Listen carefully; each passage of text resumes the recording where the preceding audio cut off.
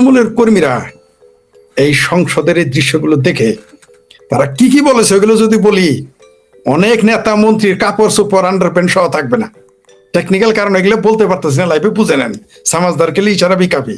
এরা এগুলো দেখে মানে কথা বলতে পারে না, তৃণমূল কর্মীরা কান্না করতেছে। এই বাংলাদেশে 2024 সালের 5ই আগস্ট না ঘটলে আমরা কি এই সমস্ত সুপারওয়া রুস্তমদের চিনতে পারতাম? দোয়া করেন যে এরকম একটা ঘটছিল, নইলে বাংলাদেশের অনেকেই বলেছে বাংলাদেশের ভবিষ্যৎ শেষ, অন্ধকারে চলে গেছে।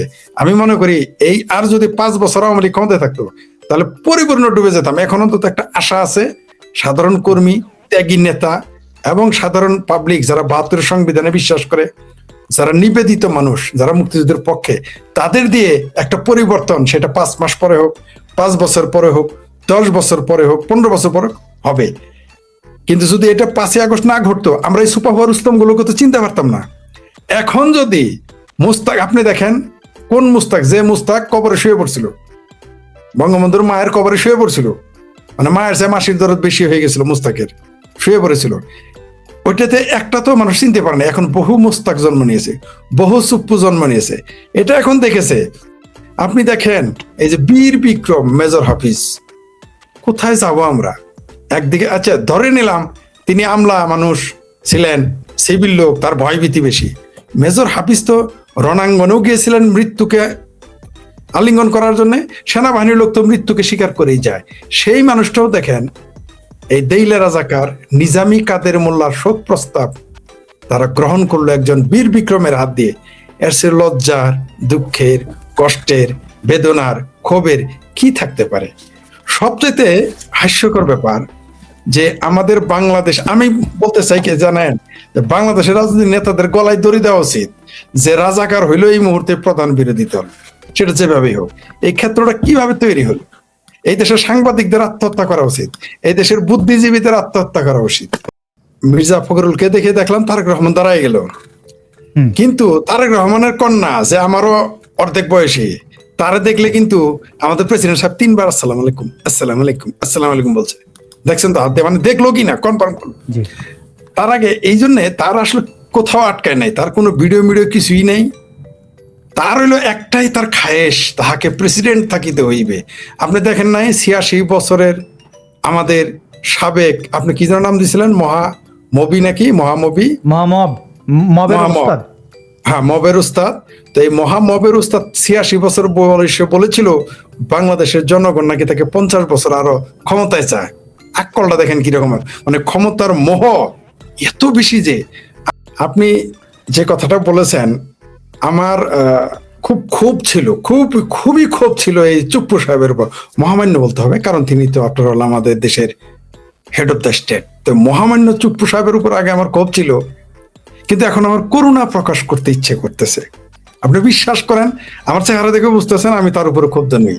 মানে আমার সত্যি করুণা প্রকাশ করতে ইচ্ছে করতেছে এই মহামান্য চুপ্পু সাহেবের জন্য, এবং সেই সাথে যারা তাকে নিয়োগ দেওয়ার পরামর্শ দিয়েছিলেন, মানে আমাদের জননেত্রী শেখ হাসিনাকে, যারা এত সুন্দর একটা পরামর্শ দিয়ে রাজনৈতিক ব্যক্তিত্ব বাদ দিয়ে একজন আমলাকে এনে প্রেসিডেন্ট বানানোর জন্য, তাদের প্রতিও আমার করুণা প্রকাশ হচ্ছে। সবচেয়ে আশ্চর্যের বিষয়টা দেখেছেন, আমাদের এলাকায় একজন লোক আওয়ামী লীগ থেকে বিএনপিতে যোগ দিয়েছিল।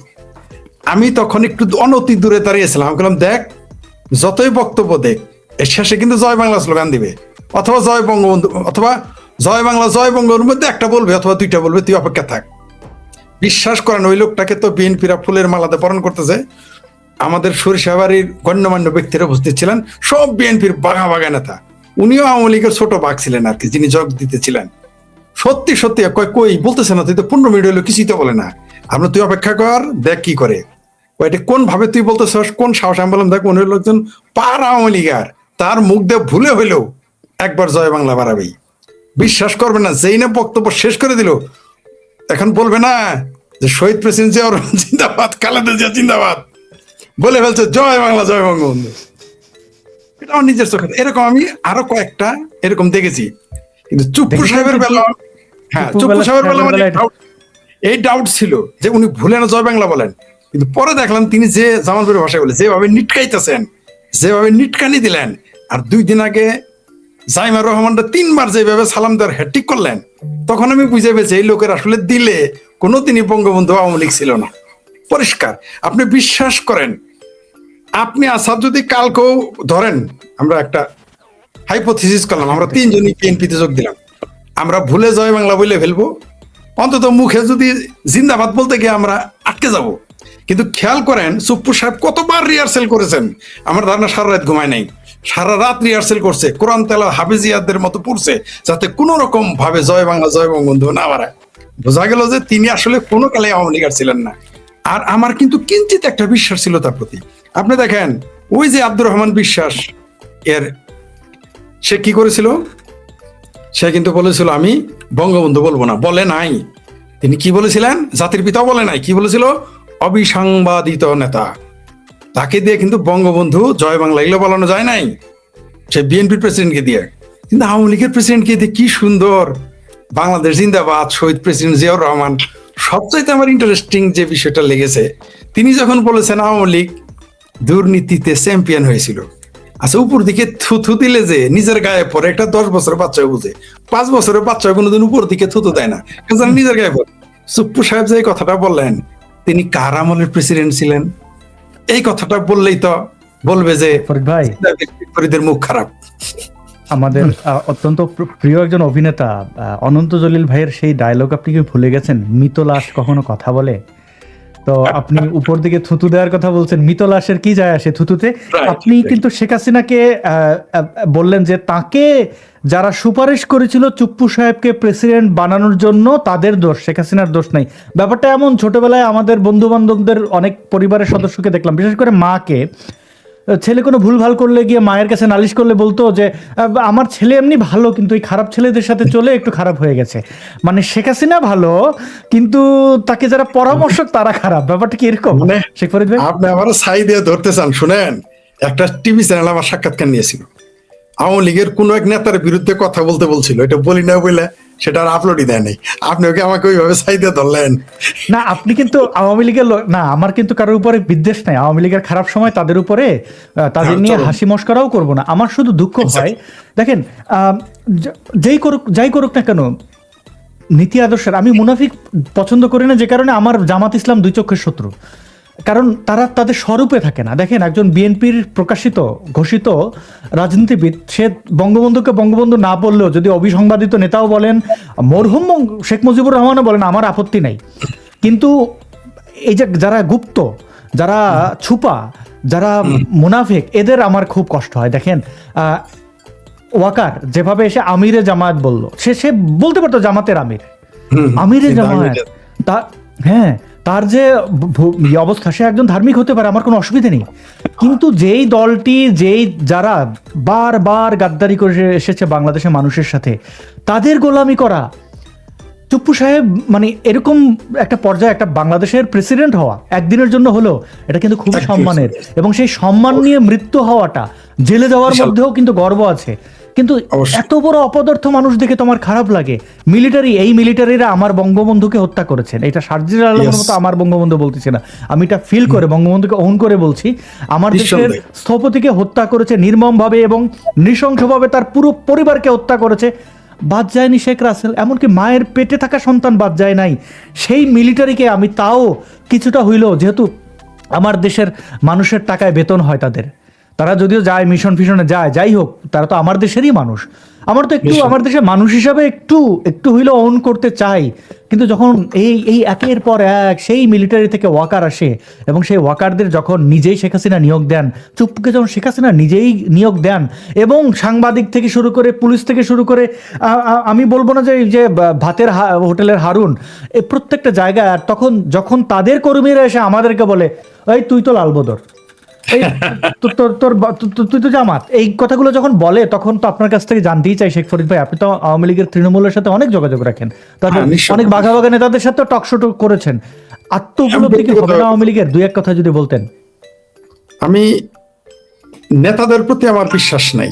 আমার যতটুকু অভিজ্ঞতা হয়েছে, 2-4-5 জন হয়তো তারা সঠিক, মানে তারা ডিরেল হয়নি, শতকরা 5 জন। আমার নেতাদের প্রতি ভরসা নেই। কিন্তু তৃণমূলের যারা কর্মী, তৃণমূল আবারও বলতেছি, যারা নেতা তাদের কথা বলি না যারা পদ বাগিয়ে নিয়েছে। কারণ আপনি জানেন যে আমার সাথে তৃণমূল কর্মীর সাথে নিয়মিত কথা হয়।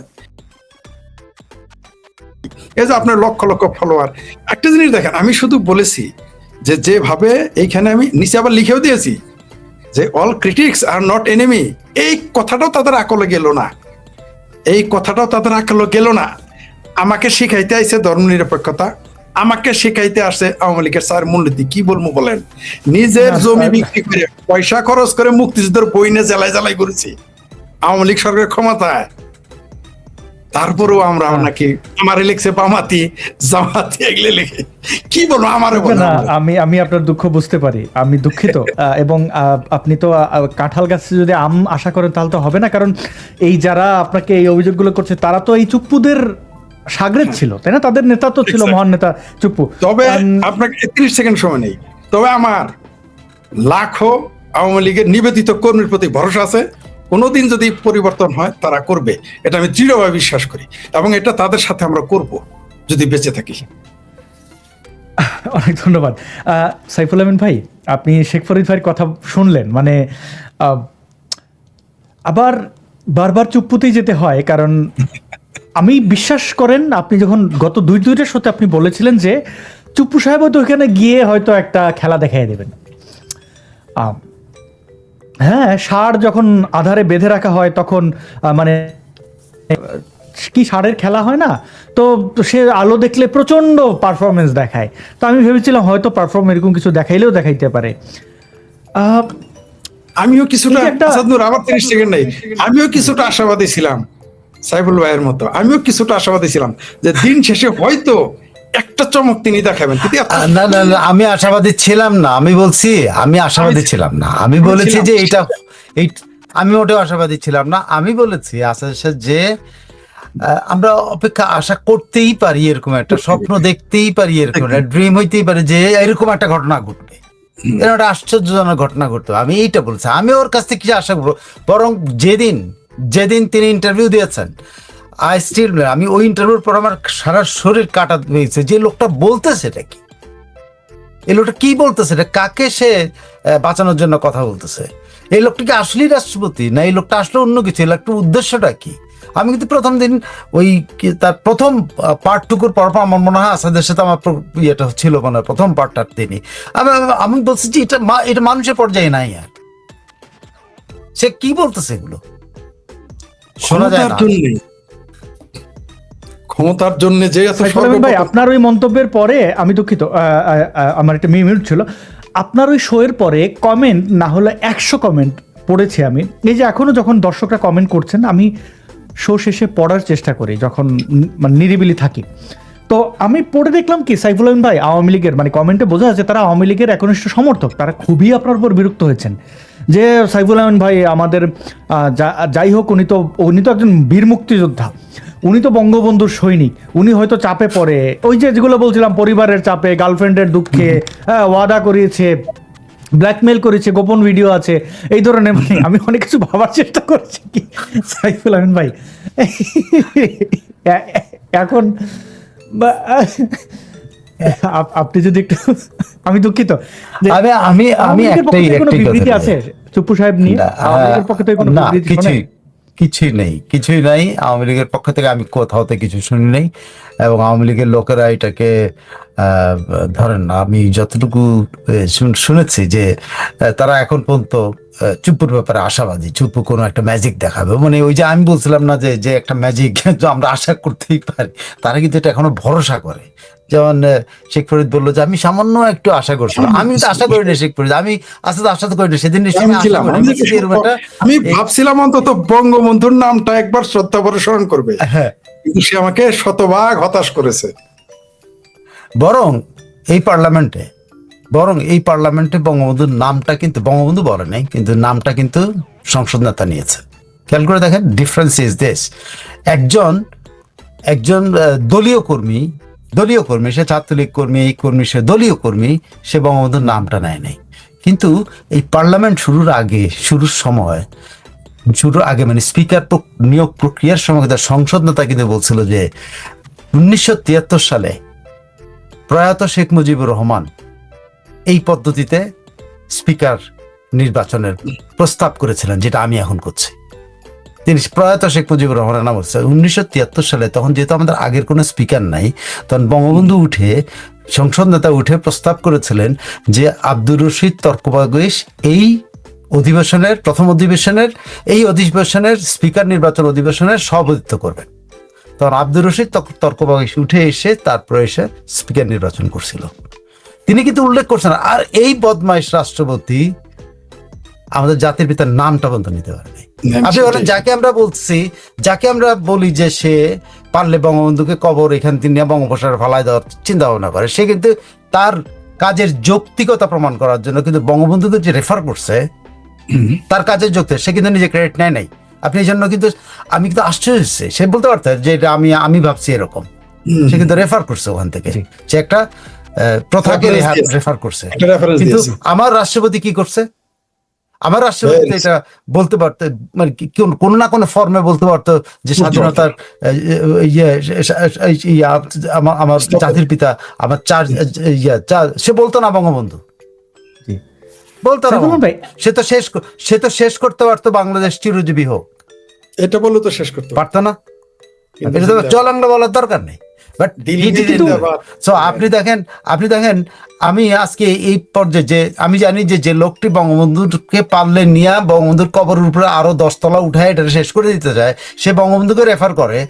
আর বঙ্গবন্ধুর শিষ্য বলে পরিচিত, বঙ্গবন্ধুর মানে কি বলে অনুসারী বলে পরিচিত যে রাষ্ট্রপতি, রাষ্ট্রের সর্বোচ্চ পদে বসছে, এইটার ধারাবাহিকতার জন্য শেখ হাসিনা তাকে এই ধারাবাহিকতার জন্য বিশ্বাস করছে, তিনি ছাত্রলীগ করছেন, অমুক করছেন, তাকে আমি আমার এই জায়গায় রাখতে পারি। সেই লোকটা কিন্তু বঙ্গবন্ধুকে প্রোটেক্ট করে নাই। আমি জানি বঙ্গবন্ধু প্রোটেক্ট করার কিছুই নেই। বঙ্গবন্ধু এমন একটা ব্যক্তিত্ব যাকে রেফার করতে হয়, শেষ পর্যন্ত বঙ্গবন্ধুকে যে ঘৃণা করে সেও বঙ্গবন্ধুকে রেফার করতে হয়েছে।